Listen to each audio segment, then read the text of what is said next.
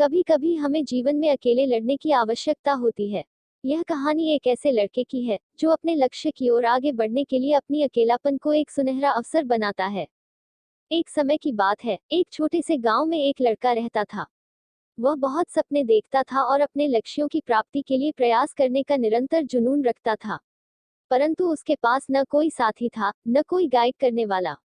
उसके परिवार में भी उसकी सपनों को समझने वाला कोई नहीं था।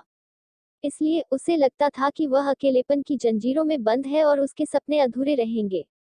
फिर भी उसने निरंतर मेहनत की और अपनी आत्मविश्वास की आवाज को बुलंद किया। उसकी इच्छाशक्ति और संघर्ष ने उसे सही दिशा में आगे बढ़ाने की शक्ति दी।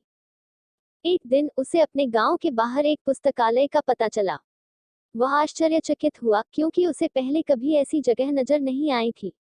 धीरे धीरे उसने उस पुस्तकालय के दरवाजे पर कदम रखा।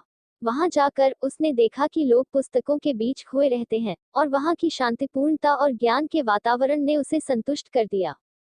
अपनी उत्कृष्टता को पहचानते हुए उसने ने लिया निर्णय किया कि वह पुस्तकालय में समय बिताएगा। धीरे धीरे वह पुस्तकालय की विभिन्न किताबों को पढ़ने लगा और नई दुनिया की खोज में निकल पड़ा।